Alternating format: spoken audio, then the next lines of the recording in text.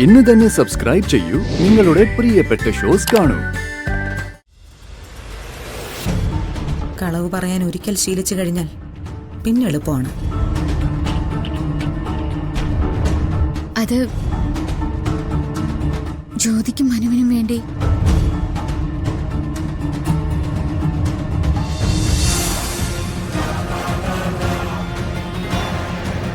തൻ്റെ ഇപ്പോഴത്തെ അവസ്ഥ എനിക്ക് മനസ്സിലാവുന്നുണ്ട്. പക്ഷെ പറഞ്ഞിട്ടെന്താ കാര്യം? ഈ സങ്കല്പങ്ങളൊക്കെ വിട്ടിട്ട് യാഥാർത്ഥ്യം എന്താണെന്ന് തിരിച്ചറിയാൻ ശ്രമിക്കുക ഹരി.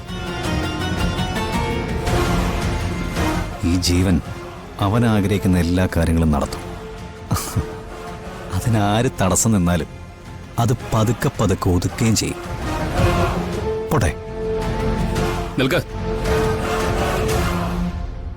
നിന്റെ കയ്യിൽ ചില കുരുക്കുകളുണ്ട്.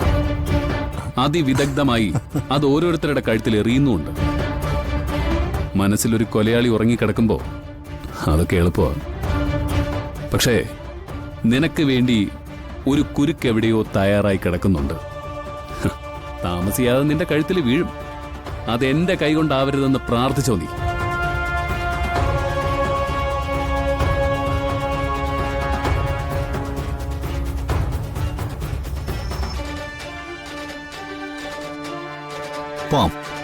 ജീവ, ഹരി എന്താ പറഞ്ഞത്?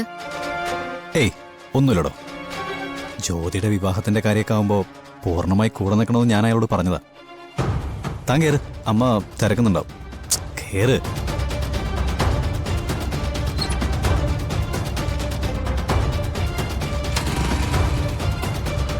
കേറ്.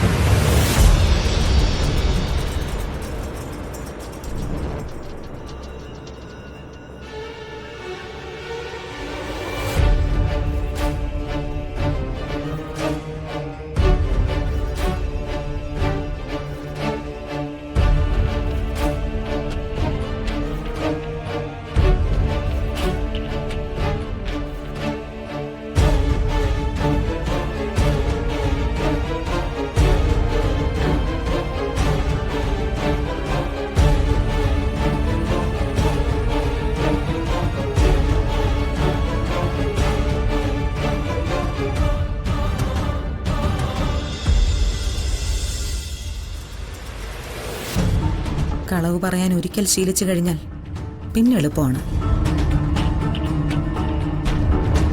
അത് ജ്യോതിക്കും മനുവിനും വേണ്ടി.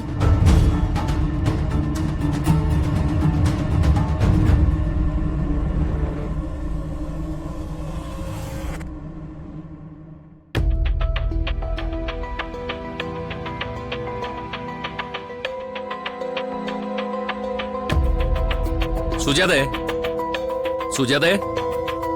അച്ഛാ, അച്ഛനെ പോന്നു. കുറച്ചു സമയമായി.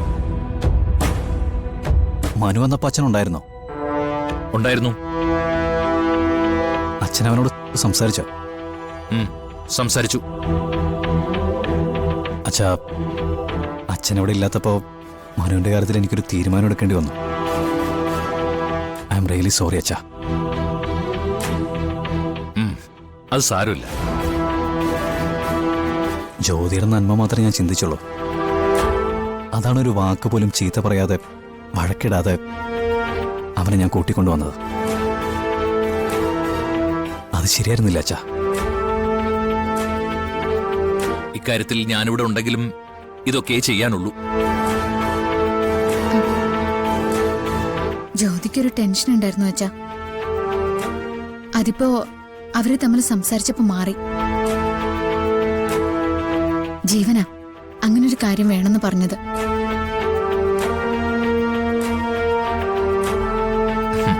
ഗുഡ്.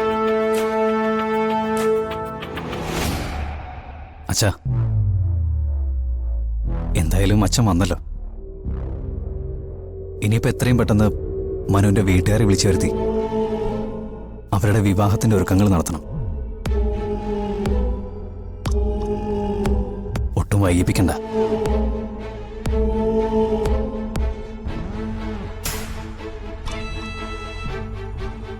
അമ്മേ,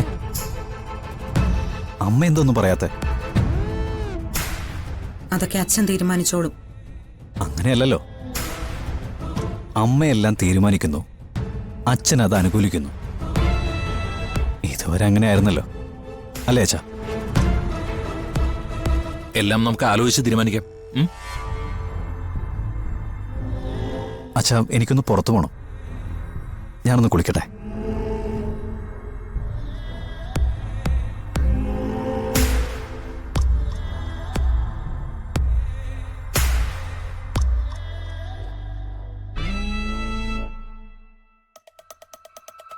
എന്താ അച്ഛാ?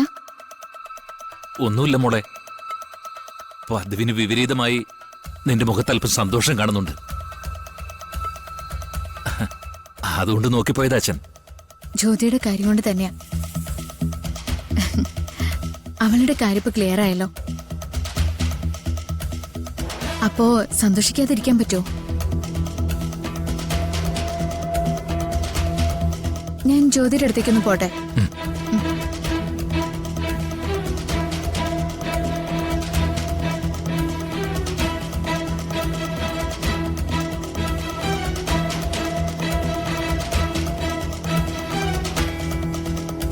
തനിങ്ങോട്ട് വന്നേ.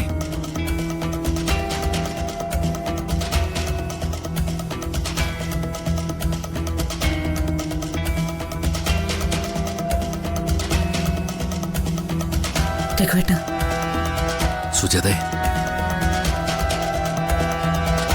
കാലിനടിയിലെ മണ്ണ് ഒലിച്ചു പോവാണ് രഘുവേട്ട. അതിങ്ങനെ വെറുതെ നോക്കി നിൽക്കാനേ പറ്റുന്നുള്ളൂ. അവരൊന്നിച്ചാണ് വന്നിറങ്ങിയത്. അവളുടെ മുഖത്തെ സന്തോഷം കണ്ടോ?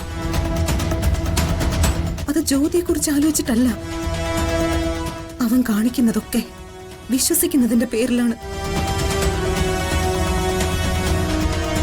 ഇത്ര വലിയ ആപത്തിലേക്കാ നടന്നു പോകുന്നതെന്ന് അവൾക്ക് മനസ്സിലാക്കാൻ പറ്റുന്നില്ലല്ലോ. സുജാതേ, കാര്യങ്ങൾ കുറച്ച് സങ്കീർണമാണ്. നിത്യയെ സംബന്ധിച്ചിടത്തോളം അവൻ തെറ്റുകാരനല്ലെന്ന് അവൾ ഉറച്ചു വിശ്വസിച്ചിരിക്കുകയാണ്.